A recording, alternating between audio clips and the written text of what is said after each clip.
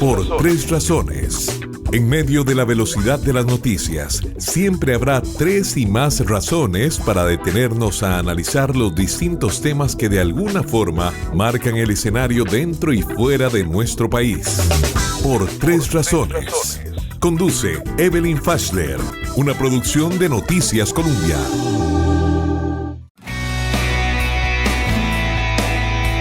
Esta entrevista ha sido previamente grabada por cuestiones de horario. El exministro de Transportes, Luis Amador, se encuentra en estos momentos en Qatar, así es que coordinamos esta entrevista en horas de la mañana.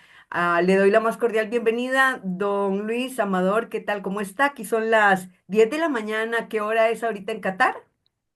Muy buenos días, doña Evelyn. Acá son las 7 de la noche. Ah, Un bueno. gusto estar con usted y saludarla a usted y a toda su audiencia, que es casi que todo el país, yo creo.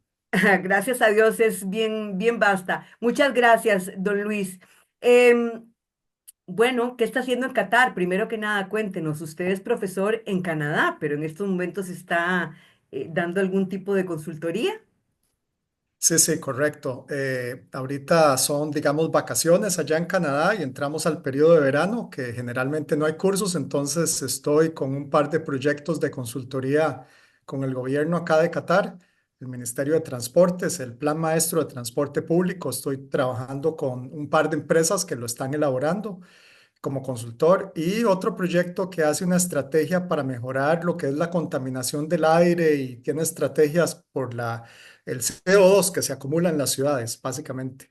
Y por ahí hay algunas otras cosillas. Al gobierno de Arabia Saudita también estamos tratando de darle algún tipo de asesoría.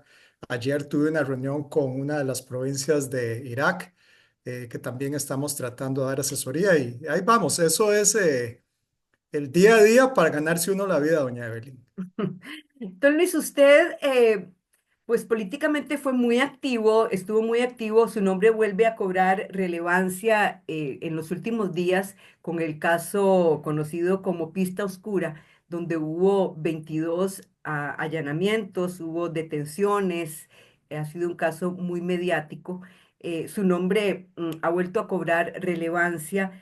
Y bueno, tal vez si nos explica un poco lo que ha ocurrido, lo que ocurrió con la pista Daniel Oduber. Sabemos que usted se presenta voluntariamente a declarar ante la Fiscalía por la pista del aeropuerto Daniel Oduber el 5 de septiembre del 2024. Desde entonces o antes de entonces, ¿qué ocurrió? Por qué todo por qué todo este caso ha sido tan importante y será importante también en la administración del presidente Rodrigo Chávez? Doña Evelyn, voy a darle hasta donde puedo llegar, pero sin entrar en cuestiones un poco más legales, porque usted sabe que hay investigaciones en curso, ¿verdad? Como bien todo el mundo lo ha visto. La pista del Daniel Oduber, como todos saben, estaba en un estado bastante mal. Eh, Durante los años que yo estuve allá, se sabía que iba avanzando. Había un estudio inclusive de la NAME que indicaba que le quedaban pocos años de vida útil. Usted vio el año pasado, de ahí que se empezó a arrancar a pedazos. No sé si se acuerda, en el último invierno Sí. del 2024, en octubre, creo, por ahí esos tiempos, eso confirmó de ahí la aceleración de su deterioro. Después de que yo salgo, queda un contrato de la Comisión Nacional de Emergencias, que es para reparar esa pista, pero le hacen unos cambios, como creo que ya ha trascendido Ujú. ampliamente, le hacen unos cambios. Creo que inclusive por ahí algunas de las publicaciones indican la magnitud de los cambios. Yo preferiría no entrar a dar esos detalles yo personalmente, pero la gente lo puede leer.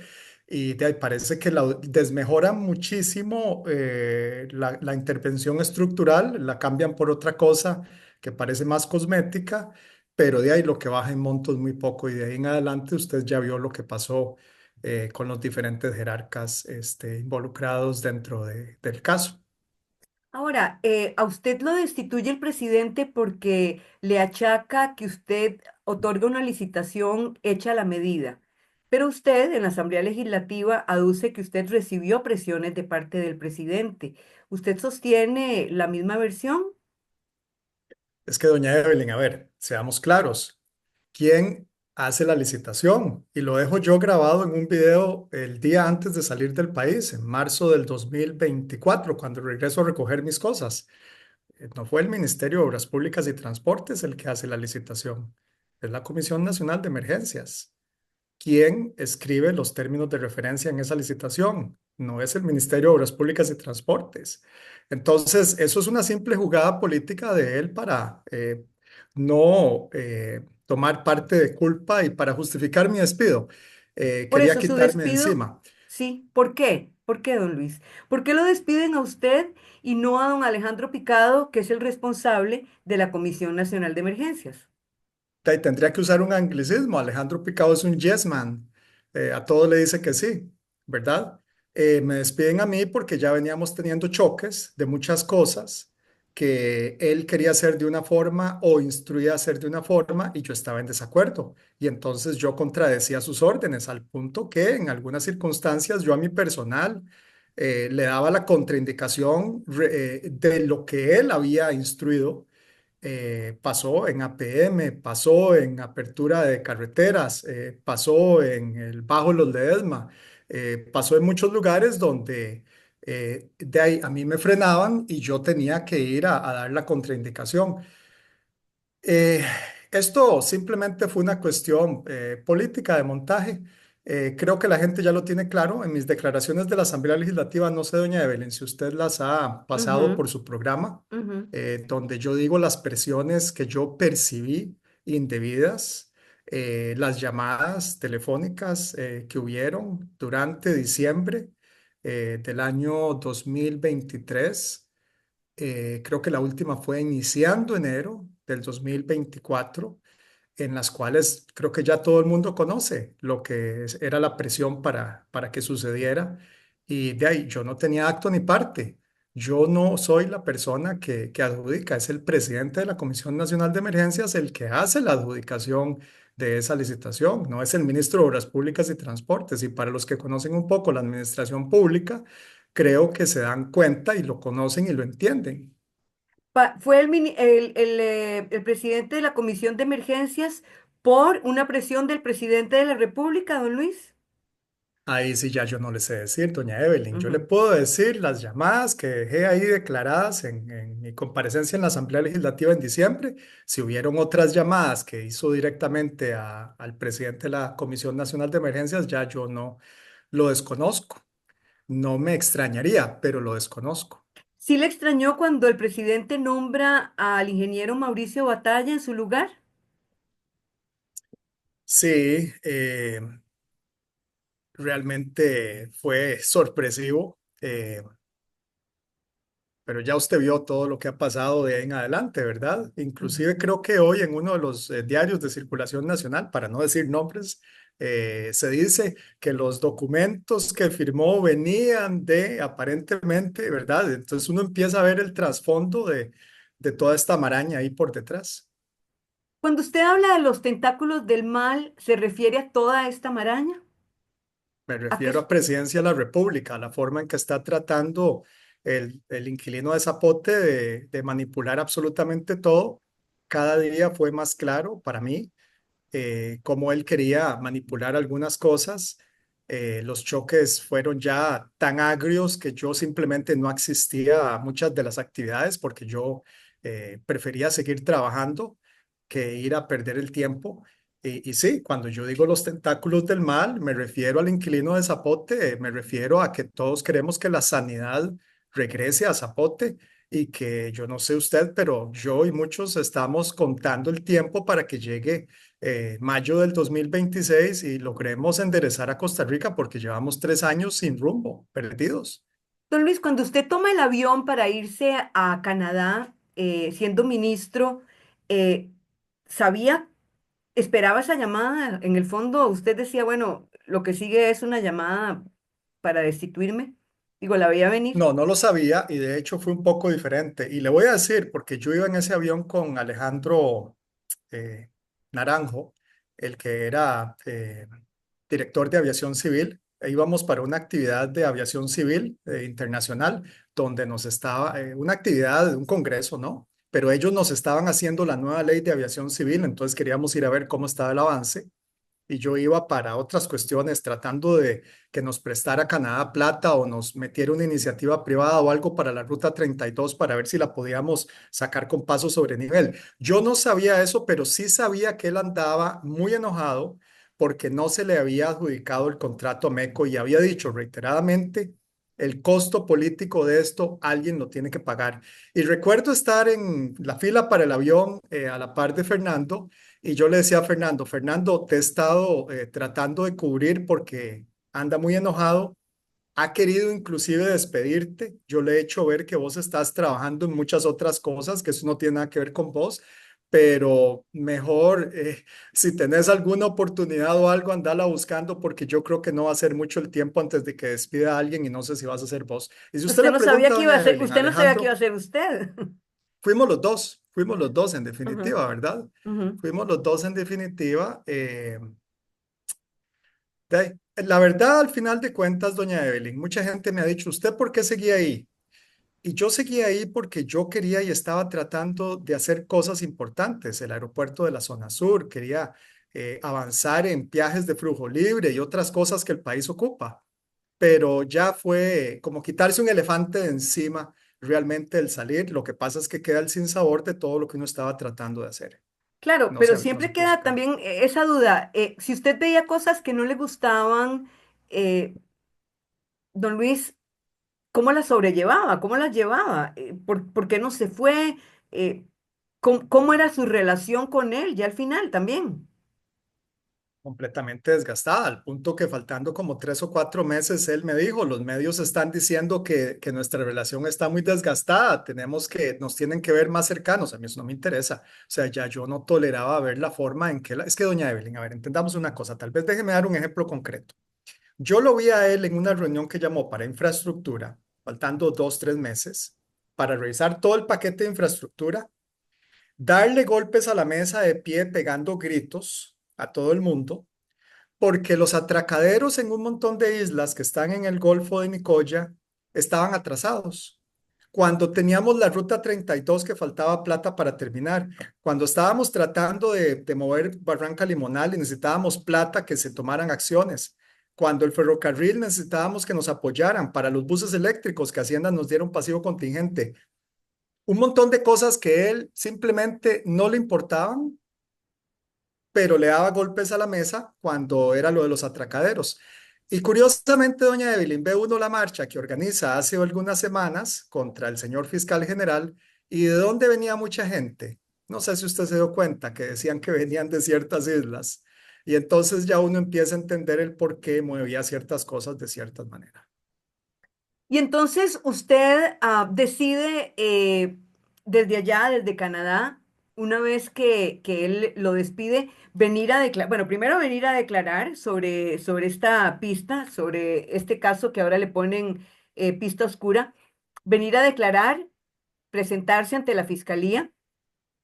Y cuando finalmente usted quiere o decide lanzarse a la arena política, o tal vez ya lo había decidido antes, pero por el partido del presidente, don Luis. Hay dos casos paralelos, doña Evelyn. Hay un caso que se llama Pista Oscura o algo así, creo, el que usted acaba de mencionar. Pista oscura le pusieron, sí, señor. Ese fue el que surgió después de todo ese montón de cambios y alteraciones y lo que ustedes están leyendo hoy en día. Eh, yo ya tenía algún interés, digamos, en ir a la carrera presidencial para el 2026, Que pudo haber desde sido lo que inicios le del. molestara, perdón, también al presidente, ¿no?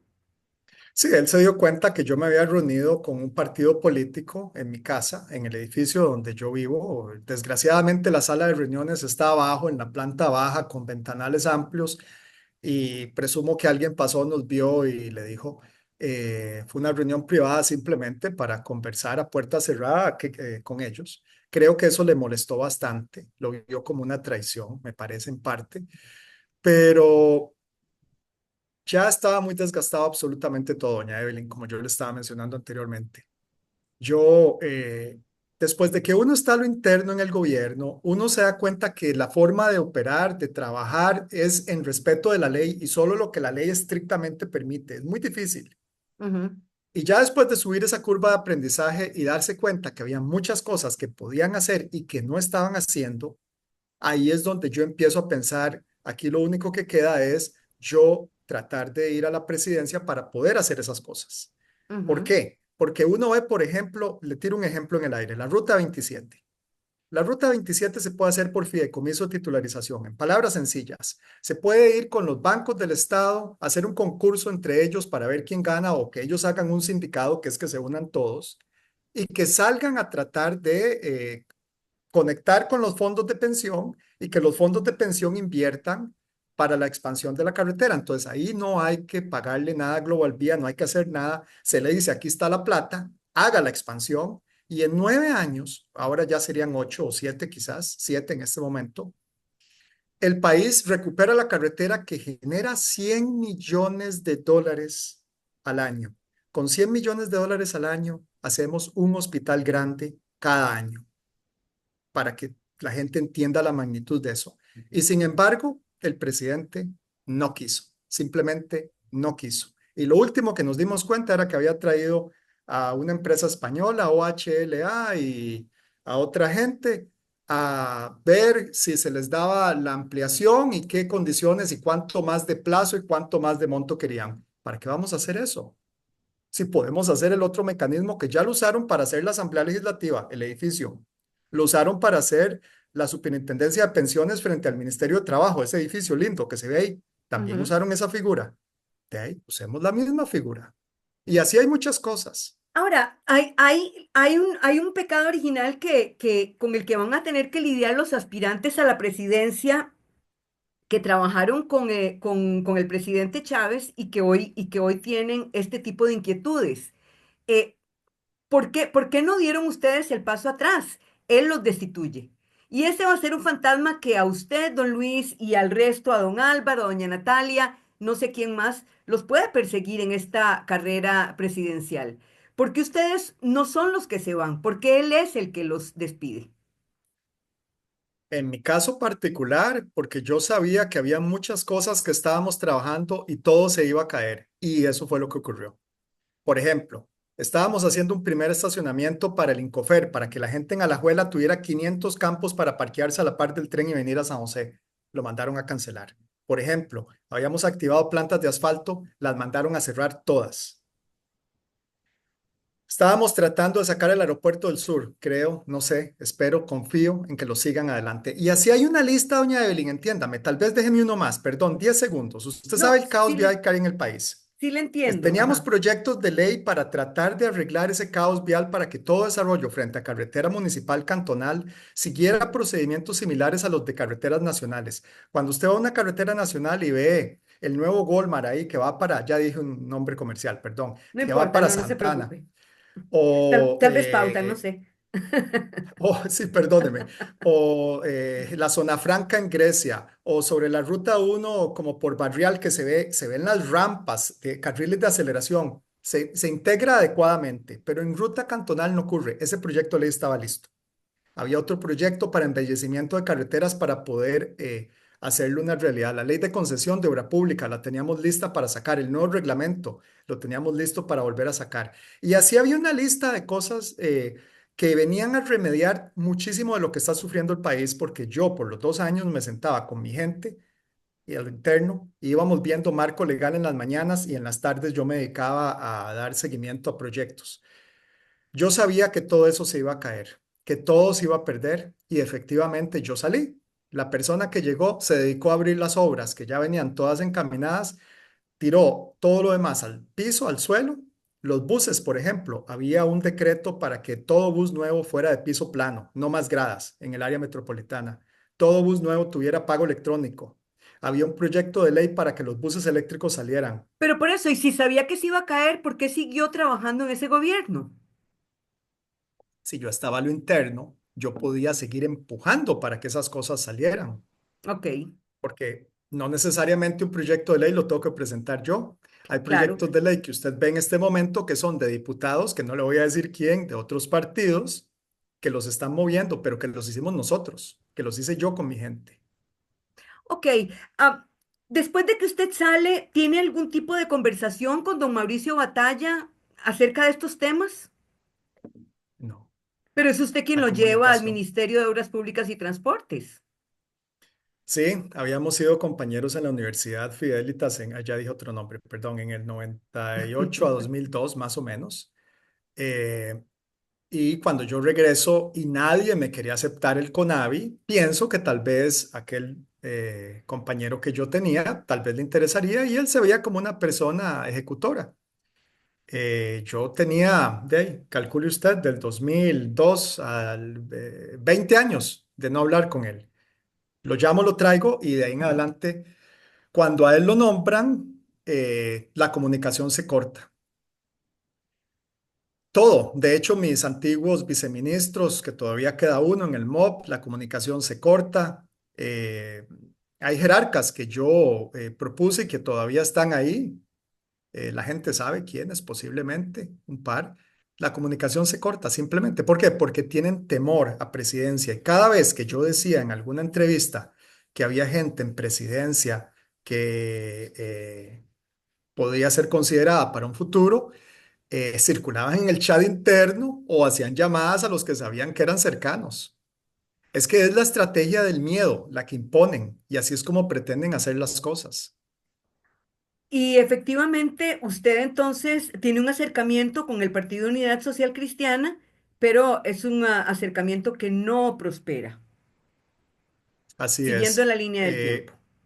Varios de los dirigentes y algunos que habían estado ahí en la presidencia del partido o en alguna precandidatura, etcétera, me dicen, vení, tratemos, de ahí ellos no quieren a la persona que está ahorita como candidato y me dicen, tratemos, vení, nosotros te recibimos, nosotros creemos que el partido y los delegados No quieren a posiblemente Juan te Carlos aceptan, Hidalgo. etcétera. Sí, sí, no lo quieren y entonces simplemente dicen, y tratan de que yo vaya, yo intento ir, pero no hay una sola puerta abierta de en adelante. Lo que es reunirme yo a lo interno con la cúpula, el comité político, ejecutivo, todo eso cerrado. Yo intento comunicarme con diferentes alcaldes, delegados, etcétera. Casi todos me tiran la puerta. De hecho, hay algunos que inclusive me contestan, en este momento no estamos hablando con vos y punto. Y sale los 30 o 40 ahorita no recuerdo, que firman una nota y que dicen simplemente no vamos a apoyar y ahí cierran la puerta. Entonces, hay un vasoconductor entre el Ejecutivo, los partidos tradicionales, gente en las instituciones que desde aquí no vemos y que usted ya en perspectiva está viendo. Sí, presidencia manipula a muchos funcionarios. Algunos de línea media se oponen porque cuando intentan hacer algunas cosas de manera atropellada, la gente sabe que esa no es la forma de hacerlo. Pero digo, a los Eh, partidos tradicionales también hay un vínculo que tal vez no vemos. Partidos tradicionales de ahí, doña Evelyn, yo no lo tengo tan claro, se siente un poco extraño algunas cosas, la forma en que Mm, eligen, eh, son como cúpulas, es la impresión que tengo, como bloques, en ujú. algunos casos como líderes que fueron expresidentes, que controlan una parte del partido a lo interno. eh, Eso es un mundo complicado. Yo no soy político, o sea, yo he trabajado en academia, en consultoría toda mi vida, y ahí, desgraciadamente me toca jugar de político, aunque no lo soy, para poder intentar presentar mi nombre en el 2026. Antes de pasar al siguiente partido, que es Progreso Social Democrático, un partido interesante porque es el que lleva al presidente Chávez al gobierno. ¿En algún momento el presidente le manifestó en esos 2 años que usted estuvo en el gobierno que usted podía ser el candidato del oficialismo o doña Pilar? El presidente en consejo de gobierno y en algunas reuniones donde tal vez estábamos algunos decía, en esta mesa hay personas que pueden ser candidatos al 2026. En esta reunión yo creo que hay varios que podrían ser candidatos para el 2026. O sea, recuerdo unas 3, 4 ocasiones en que mencionaba ese tipo de cosas. Nunca en uno a uno. Pero sí, sí lo ha mencionado y eso ahora lo conecto con que él quiere múltiples corredores por su estrategia de tratar de ganar una mayoría en Asamblea Legislativa y Ujú. por su estrategia posiblemente también de tirar a algunos Juan Santamaría de frente para que todo el mundo les dispare y tal vez exista alguien ahí oculto que será el que llegará en agosto del 2000 de este año. No lo sé. Es decir, que los que creen que pueden ser a lo mejor ni son. De ahí, vea usted lo que pasó con uno de esos que ya está más que acribillado y la otra, de ahí yo creo que como veo las cosas en la de menos también es para que dispare todo el mundo y gasten y quemen pólvora en sopilotes.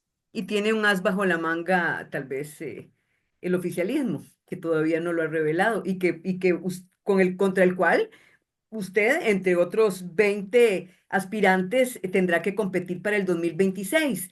Pero bueno, se decanta ya le digo, un partido interesante que es el de doña Luz María Alpizar, que es Progreso Social Democrático.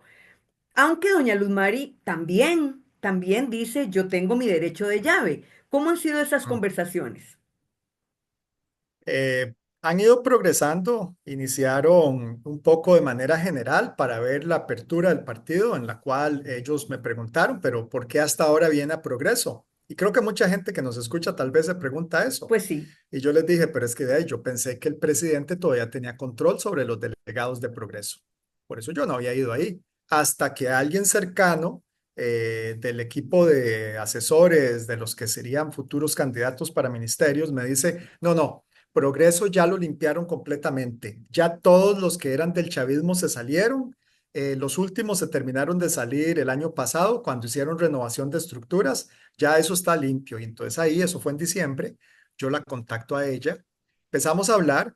Me dice que sí, que el partido es un partido con apertura para personas como yo. Me dice que por qué Progreso. Le digo, bueno, es que cuando yo voy al país, yo voy como un ministro de Estado de un gobierno del Partido Progreso Social Democrático. Así es como yo lo entiendo cuando yo Ujú. voy a Costa Rica en el 2022. Después las discrepancias y todo lo que pasa a lo interno, muy honestamente, yo estaba tan concentrado en mi trabajo que yo no sabía el por qué era ese argumento ahí que Luz Mary y el presidente decía no la atiendan si los llama o los pide reunión, ¿verdad?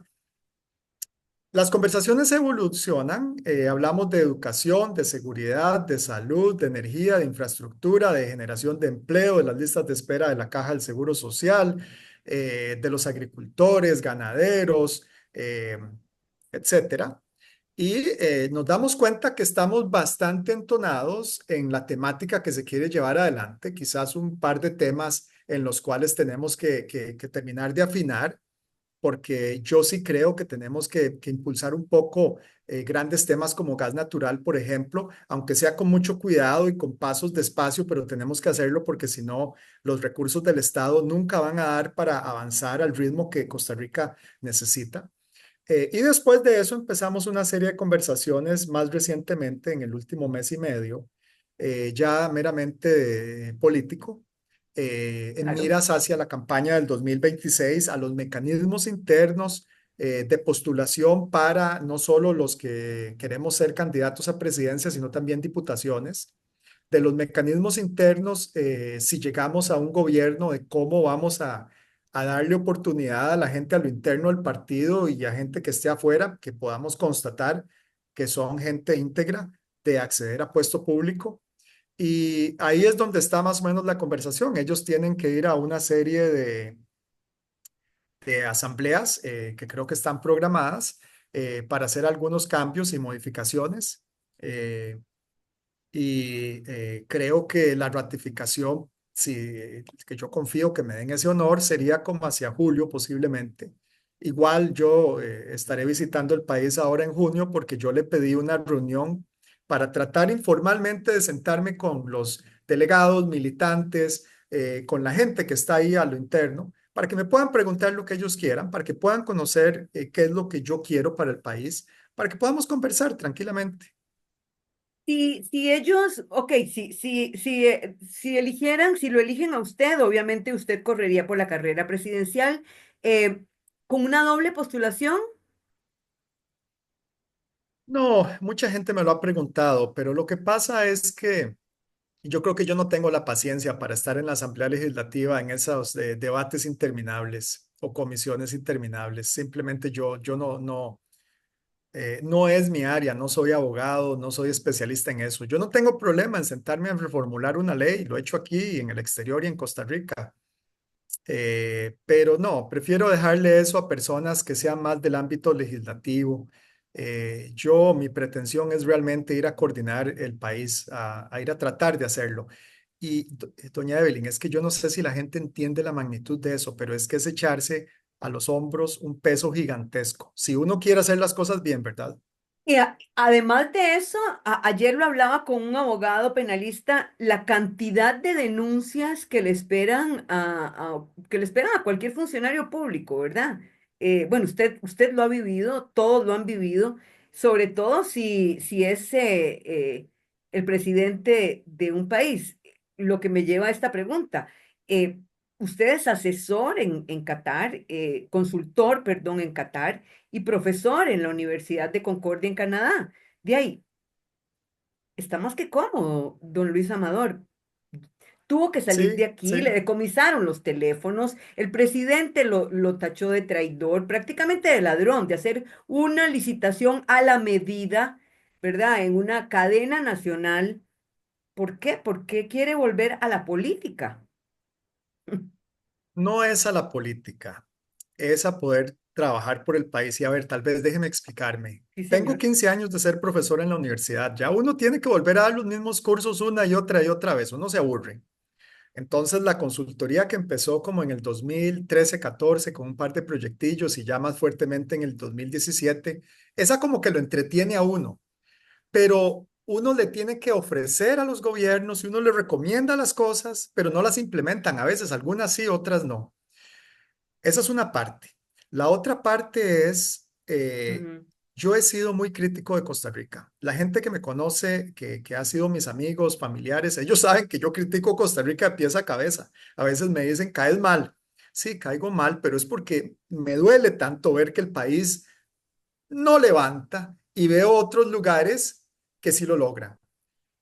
Claro, obviamente, yo puedo quedarme en mi confort aquí y eso es lo que va a ocurrir si los costarricenses simplemente no me dan su confianza. Pero esa voluntad de cambiar el país después de haber llevado la curva de aprendizaje, entendido lo que se puede hacer y lo que no se puede hacer, eh, creo que me pone en una posición particular en comparación con cualquier otro candidato de los que usted mira en este momento. No van a tener ese nivel de experiencia, ese nivel de conocimiento al interno, ni van a ser tan prácticos como yo, porque por ahí está una candidata que sí ha tenido similar Ujú, experiencia, ujú. pero que no Doña toma Natalia. decisiones. Cuando llega el momento de tomar la decisión, no las toma. Le falta un poquito de madurez, le faltan unos años más para tomar esas decisiones.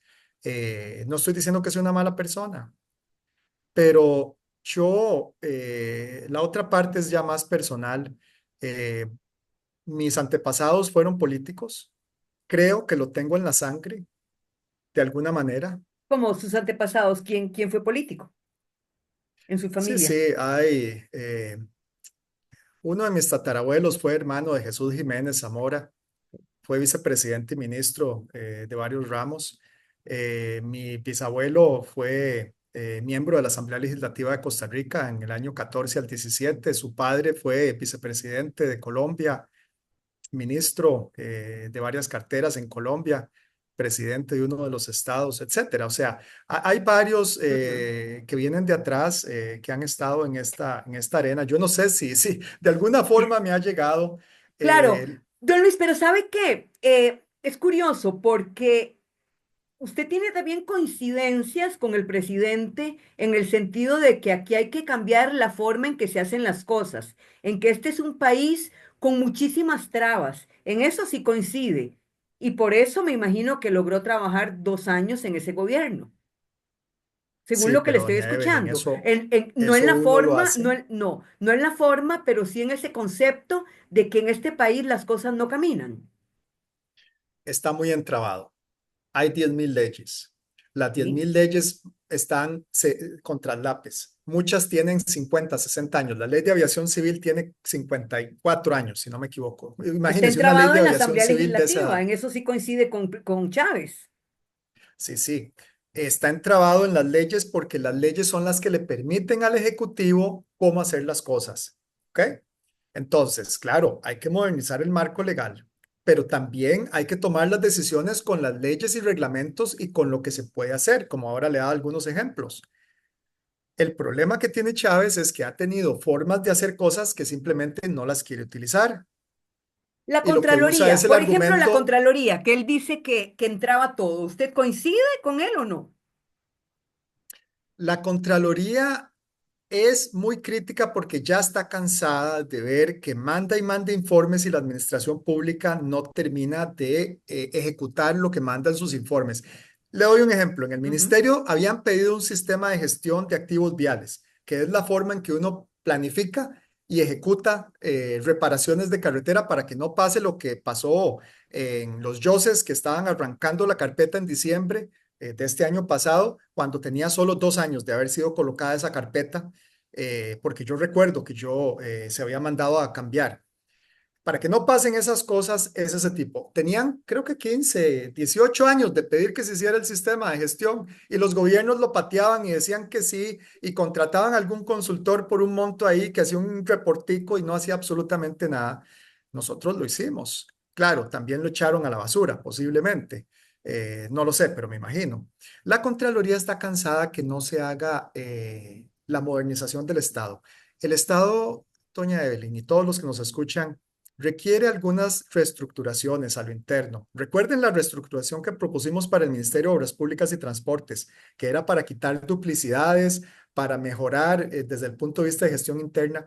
Muchísimas instituciones ocupan eso en su forma de actuar internamente, Claro, pero sí hay forma de hacer las cosas. hace falta una reestructuración, una reingeniería del Estado en general, pero para eso hace falta una asamblea legislativa, pregunto, ¿como él la quiere, con mayoría de diputados? Hace falta que exista consenso, que uno pueda obtener una mayoría de diputados que estén de acuerdo en impulsar un proyecto específico. Vea la Ley General de Carreteras y Caminos. Nosotros la hicimos. Se la pasamos a un diputado. Usted puede buscar quién es. Y él buscó el consenso y obtuvo 38 firmas, creo, para que se moviera ese proyecto después de hacerle ajustes. Eso es lo que hay que buscar. Claro que hay que modernizar el marco legal, pero también hay que tomar decisiones. No podemos estar ahí estancados. Sí hay forma de moverse, aunque sea lento y tieso. Permítame una pausa y profundizamos en eso. Ya nos quedan solamente 10 minutos. Converso con don Luis Amadón, exministro de Transportes y, bueno, interesado en correr la carrera presidencial. Ya veremos si lo hace por Progreso Social Democrático. Eso, pues, es una posibilidad muy grande. Permítame una breve pausa, don Luis, y volvemos con más. Llegó la hora de una pausa. Esto es Por Tres Razones. Ya volvemos. Vos también podés dar el siguiente paso. Anímate a estudiar en la Universidad Estatal a Distancia. Así como Jairo, que es odontólogo especialista en cirugía oral y maxilofacial y decidió estudiar una maestría para administrar mejor su consultorio. Sentí el orgullo de decir, yo estudié aquí. Soy UNED. Matrícula web del 12 al 17 de mayo en uned.ac.cr. Así invertimos nuestros recursos. Promovemos la igualdad de oportunidades académicas y profesionales para las mujeres.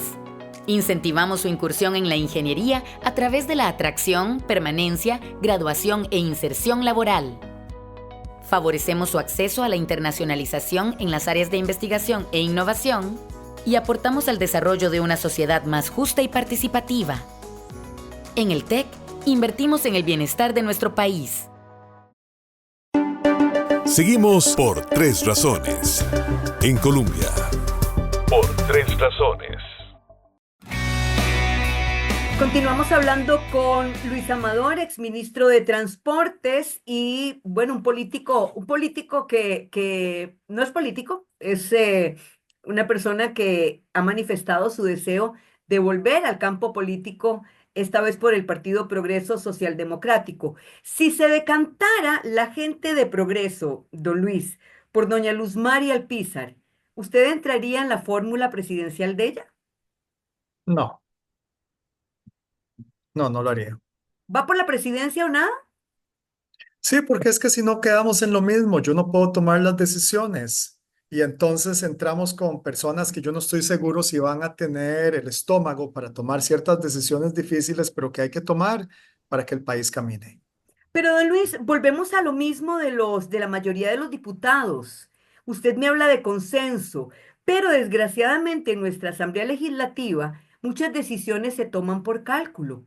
Si usted llegara a ser presidente de este país, pero no tiene una mayoría, ¿cómo hará para que, con base en la realidad y en la fragmentación de una asamblea legislativa, en donde muchas decisiones se toman con cálculo político, le va a ser difícil hacer las cosas? Y usted mismo dice, ser impaciente, como buen ejecutor, claro, lo debe de ser. ¿Cómo haría para que las cosas ocurran? Se empiezan a hacer a través de los mecanismos que en este momento existen, aunque sean lentos, aunque sepamos que hasta el año 3 van a estar listos, o el año 2 o el año 4 o el siguiente gobierno. Al final de cuentas no importa, porque lo importante es que llegue a ocurrir eso. En paralelo, se empieza a trabajar con ellos en concientización, llamándolos a reuniones para explicarles la verdadera situación real del país. Creo que a veces están desconectados y no saben, nunca han visto un presupuesto de la República completo y han tratado de balancearlo para ver cómo se acomodan las cosas. A mí me tocaba el presupuesto del MOP, que tenía al CONAVI, al COSEBI, al CTP, Aviación Civil, transferencias a las municipalidades, transferencia al INCOFER, etcétera. Y me tocaba sectorialmente ver también a Correos de Costa Rica y ya no recuerdo alguna otra institución. Cuando uno ve esas realidades, entonces uno tiene que empezar a tomar ese tipo de decisiones y uno tiene que realmente empezar a ver cómo se usa lo que hay. En mecanismos, decreto ejecutivo cuando se pueda, lo que la ley habilita, aunque sea un procedimiento lento, en paralelo a eso. También llamarlos a una reunión ya cuando estemos más avanzados, tratar de sacar todo por consenso, pero yo pensaría que cuando es un tema importante, de ahí uno puede usar ciertas estrategias, uno puede abrir las cámaras en medio de la reunión en la que estamos todos y estamos revisando alternativas. Y si alguien simplemente se cierra en no de manera irracional, las cámaras lo van a dejar grabado. Los medios de comunicación pueden poner sus cámaras al frente cuando estemos hablando cómo se va a implementar el bilingüismo en el país, qué se puede hacer a nivel legal para que las filas de espera de la caja caminen un poco más. Es decir, Cuando queramos. que los consejos de gobierno sean televisados, cosa que el presidente Chávez prometió, ¿verdad? No solo, vamos a ver, en algunas ocasiones hay secreto de Estado cuando estamos tratando un tema de seguridad nacional, ¿verdad? Del crimen organizado, ahí tenemos que apagar porque si no le damos, usted me entiende. Sí. Pero cuando es un tema que no es de esos de secreto de Estado, yo no veo el por qué no. ¿Por qué no se puede abrir las cámaras y dejar que quien quiera hacerlo? Y inclusive Canal 13 creo que es del Estado, si no me equivoco, Es del Estado, pero está muy debilitado. Ujú. se puede sacar la señal a través de ellos y que quienes quieran tomar la señal la tomen y los Ujú. que quieran reproducir parcialmente reproduzcan, pero que esté tal como la asamblea lo hace con todas las reuniones, los comités, etcétera. ¿Qué le impide al Estado hacer eso? La gente tiene que entender también lo difícil que es y el por qué se tomó una decisión. Inclusive para uno mismo es más fácil porque entonces el que quiere ver la explicación detallada va y ve toda la reunión y se da cuenta del por qué esto no se podía de esta manera, no se podía de esta y esta era la única manera. Ujú, ujú. Una de los ejemplos también más claros de la poca planificación que existe en nuestro país es esto que pasó con la Daniel Oduber, Estaba leyendo ahora que estábamos en esta pausa involuntaria, que esto del Daniel Oduber es un problema que se viene arrastrando desde hace ya muchísimos años y que, bueno, se puso en evidencia más que nada por la tormenta Bonnie. Pero bueno, es cómo evitar que estos imprevistos nos tomen de esa manera prácticamente sin ningún tipo de contingencia y vea a lo que llegamos, ¿verdad? A que uno acuse al otro de un traje a la medida, que uno acuse al otro de salir en carrera, hacer las cosas de forma indebida por la falta de planificación. Usted como profesional y como exministro de Transportes. A ver, hay dos cosas, ¿verdad? Está la parte de las contingencias y la parte de la planificación. Costa Rica es un país propenso a un montón de calamidades climáticas. Entonces, no tener capacidad a lo interno de instituciones como el Ministerio de Obras Públicas y Transportes con maquinaria propia para poder atender eso y tener que depender de empresas contratadas, eso es inaceptable. Eso hay que ir a fortalecerlo. Y yo lo estaba haciendo. Quedaron contratos para compra y renovación de maquinaria porque teníamos muy poca maquinaria. Para intervenir zonas donde se inunda, mandamos a comprar maquinaria especializada que pudiera entrar, etcétera. La planificación fue mi primer entrabonazo con el gobierno actual, porque sentaron a alguien que ahora quiere ser candidata a la presidencia a que nos dijera que había que hacer el Plan Nacional de Desarrollo y que teníamos 3 meses para hacer un Plan Nacional de Desarrollo. A Doña ver si me Laura, explico. ujú, sí. Ese plan, en otros países yo lo he hecho. Yo lo hice en Qatar de 2017 al 2020, 3 años haciendo el Plan Nacional de Transportes. Y no solo yo, 4 empresas en 4 partes diferentes, Ujú. 3 años. Ya el MOP tiene un Plan Nacional de Desarrollo, un plan solo para transportes, que se supone es el que va ejecutando. Se lo hizo una empresa española hace algunos años. Las demás instituciones no lo tienen. Eso hay que hacerlo, Hay que para que hacerlo. entonces dejemos de improvisar. Ujú. Y también tenemos que abandonar la idea de, ¿usted qué hizo como ministro? No, no, no. Cada ministro ejecuta lo que está en el plan que viene de hace 3, 4, 5, 10 años, 12 años para atrás, porque eso fue preparado de una forma para que las cosas funcionen bien. Y en planificación, Costa Rica tampoco ha hecho la planificación de manera adecuada. Acá en Qatar hay un plan nacional de desarrollo que es espacial. Dice exactamente cómo se va a desarrollar el país por los próximos, ahorita no recuerdo el plazo, si es 2040 o 2050. Cada pedazo de tierra, cómo se va a desarrollar, dónde está el corredor de infraestructura, de dónde va a venir el agua, cómo se va a poner la electricidad, qué áreas van a ser zonas francas, qué áreas van a ser para otro tipo de industrias. En innovación, la ciudad de la educación, que la tienen aquí, donde llamaron en universidades del exterior para que vinieran a asociarse con empresas locales para mover la innovación. Todo eso está en un plan nacional de desarrollo bien hecho. Costa Rica no lo tiene. Costa Rica Ni lo en que hizo infraestructura ni en nada. en infraestructura es un poco lo más cercano a lo que hizo esa empresa española, pero desgraciadamente los gobiernos no han querido dar los recursos y ese fue uno de los grandes entrabonazos. Pero porque no pusieron los mecanismos de financiamiento. Acá en Qatar no importa porque extraen gas natural y es tanto el dinero que cuando Turquía estaba en problemas financieros en el 2018, Qatar le mandó 50 billones de dólares, una cantidad brutal. La tasa de cambio del Qatari Riyal ni se inmutó por la cantidad que le genera el gas. En Costa Rica hay que decir cómo se va a financiar las cosas. Algunas de las cosas que venían de atrás no tenían financiamiento. El tren de pasajeros no tenía financiamiento. Entonces hay que conectarlo con financiamiento y hay que hacer eso. La lista que prepararon en 3 meses, que yo me opuse y ahí me eché varios pleitos y la gente usted puede preguntarle a los demás jerarcas, yo se los decía en la cara, así no se hace un plan. Ujú. Busquemos qué es lo que hay en cada institución y las que no tienen, habrá que hacerlo en un año y medio y dejarlo bien hecho para que de ahí en adelante corra. Hicieron una lista de proyectos, doña Evelyn, una lista de proyectos que no se hablan, Ujú. que no apoyan una misma estrategia. Si yo quiero industrias en zona franca, fuera de la GAM, y no les estoy poniendo la energía, las telecomunicaciones, No estoy haciendo que la educación levante lo suficiente en la zona para que los profesionales que se generan vayan a trabajar ahí. No estoy otorgando un hospital que se ocupa para un aeropuerto internacional.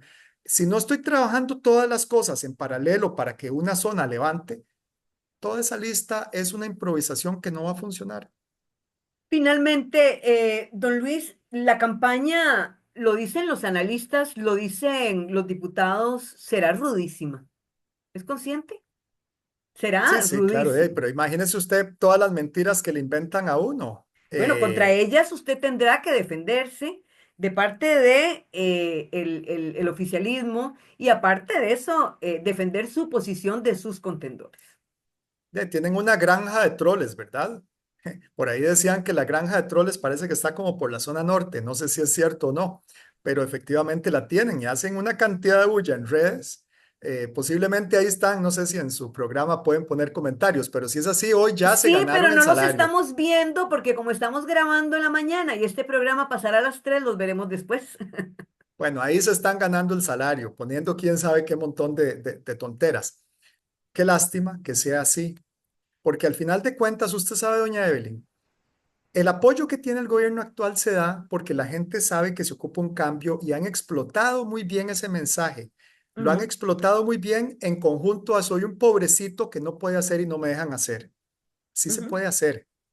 Tenemos un furgón tieso, cargado, pero sí se puede mover para adelante y en paralelo ir a tratar de arreglar las cosas. La campaña va a ser durísima, van a inventar de todo, van a decir que me monté en quién sabe qué avioneta narco, o sea, van a salir con una cantidad de cosas que la gente tiene que entender que desgraciadamente esa es la política en el país. A mí por dicha, ni me va ni me viene, porque mi puesto en la universidad en Canadá es de por vida, después de tantos años de estar ahí y lo que ellos digan ni me inmuta. Por eso es que ahí voy temerariamente para adelante porque sí me interesa tratar de ir a trabajar sin pelearme. A ver si mejoramos también las condiciones de los empresarios. Los empresarios que no son de zona franca los tienen asfixiados completamente.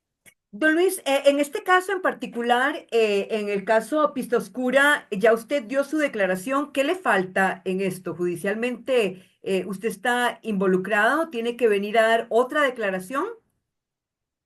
No, ya mi declaración fue dada y la declaración se da en verbal y en escrito. Yo aporté junto con mi abogado un expediente de documentos para sustentar la declaración en verbal.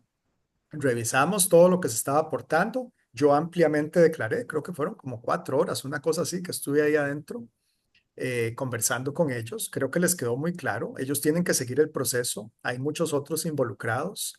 Eh, Nuevamente fui a la Asamblea Legislativa cuando me llamaron en diciembre y ahí La mi abogado me cereza en el permitió ser un pastel, poco más amplio y dar un poco más de por detalle tres hasta donde razones. legalmente pude para no comprometer otras cosas que se están moviendo. Pero yo creo que la gente es muy inteligente y si escuchan lo del 20 de diciembre se van a dar cuenta de algunas cosillas por ahí. Sí, bueno, usted fue también bastante explícito con respecto a su relación con la diputada Pilar Cisneros, ¿verdad? Con la cual no ha tenido más comunicación. No, no. Eh, qué, qué triste ver una persona que la recibe un país que no es el de ella, con los brazos abiertos, que hasta algún momento dio la impresión, mientras trabajaba en los noticieros, de ser una persona recta, esa es la impresión que uno tenía, pero que después uno ve que ya en estas edades empieza a hacer todo un montón de cosas, eh, a tergiversar las cosas. Es muy triste realmente ver eso. Vamos a la cereza en el pastel, que es la parte final del programa.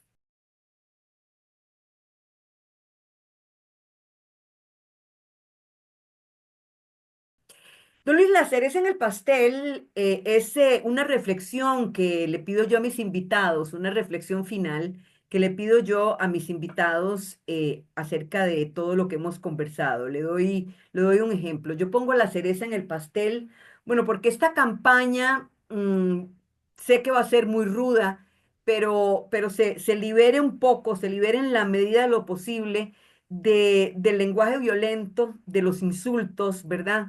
Instar a todos los candidatos, a todos aquellos que quieran correr esta campaña, a invitarlos a exponer sus ideas, su personalidad, porque la gente va a tomar una decisión muy difícil. Mucha gente efectivamente quiere el cambio.